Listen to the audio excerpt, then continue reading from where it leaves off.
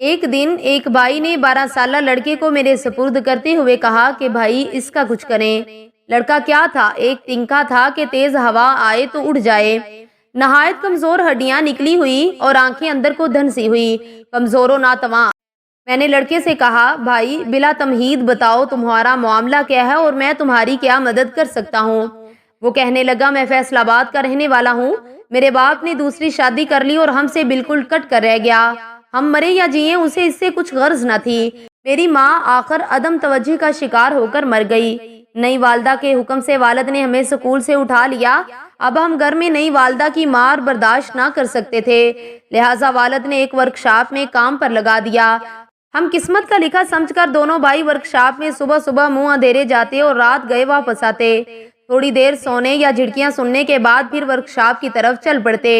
یہی معمول تھا ہماری زندگی کا کہ ایک دن جب ہم گھر واپس آئے تو پتہ چلا کہ نئی والدہ والد کو لے کر ہمیشہ کے لیے کہیں چلی گئی ہے۔ کچھ اپنا نام و نشان چھوڑ کر نہیں گئی۔ ہم روتے رہے، ڈھونڈتے رہے، لوگوں سے ان کا پتہ پوچھتے رہے، کسی کو پتہ ہوتا تو وہ بتاتا۔ آخر کار ہم اپنے ننہال گئے تو انہوں نے ہماری باتیں سنی تو کہا کہ ہمارا آپ سے رشتہ اس وقت تھا جب تک ہماری بیٹی اور تمہاری ماں زندہ تھی، اب وہ نہیں رہی، لہٰذا تم اپنے والد کے پاس چلے جاؤ، ہمارے پاس تمہارے لیے جگہ نہیں ہے۔ ہم پھوپھیوں، ماموں اور برادری کے سامنے روتے کر لاتے رہے، کسی نے نہ سنی۔ آخر ایک چچا نے ہمیں بطور ملازم رکھ لیا۔ اب ہم اس کے اشاروں پر اس کے گھریلو اور باہر کے کام کاج کرنے لگے۔ ہم اس کی ہر بات مانتے، لیکن اس کے باوجود پتہ نہیں اس کو اتنا کیوں غصہ آ جاتا کہ وہ بے تحاشا ہمیں مارنے لگتا۔ اس مار کو برداشت کرتے ہوئے ہماری ہڈیاں بھی ٹوٹی۔ آخر مار کو برداشت نہ کر سکنے کی بنا پر میں گھر سے بھاگ کر لاہور آ گیا۔ مینار پاکستان کے قریب فٹ پاتھ پر قائم کینٹین پر ایک ماہ کام کیا۔ جب ایک ماہ گزر گیا تو میں نے اپنی مزدوری کا تقاضا کیا تو اس پر انہوں نے مجھے بہت مارا، لہٰذا میں یہاں پہنچ گیا ہوں۔ میری خواہش ہے کہ صرف 2 وقت کی روٹی دیں، مہربانی فرما کر میری یہ استدعا پوری کر دیں، میں آپ کا احسان زندگی بھر نہ بھولوں گا۔ میری آنکھوں میں آنسو تیر گئے۔ میں نے پوچھا، تمہارے دوسرے بھائی کا کیا بنا؟ تو کہنے لگے، اس کو شیخو پورہ کے بدماشوں کا ایک ٹولہ اپنے ساتھ لے گیا ہے، وہ ضرور اس کو بدماش بنا دے گا۔ میرا اپنے بھائی کو ملنے کو بہت دل چاہتا ہے، لیکن مجھے معلوم نہیں کہ وہ اس کو لے کر کہاں گئے ہیں اور کس حال میں ہے۔ آخر کار شالامار باغ کے نزدیک مرکز کے ایک مدرسے میں نے اس کو داخلہ دلوا دیا۔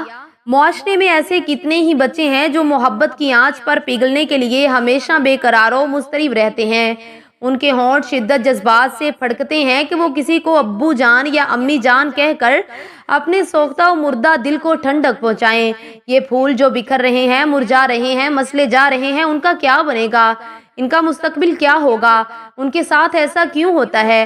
صرف اس لیے کہ جب کوئی نئی شادی کا شوقین دوسری شادی کر لیتا ہے تو وہ پہلی بیوی اور اس کے بچوں کو یکسر بھول جاتا ہے، نئی کو بساتا ہے، پرانی کو رلاتا ہے، ایک کو بناتا سنوارتا ہے تو دوسری کو اجاڑتا ہے۔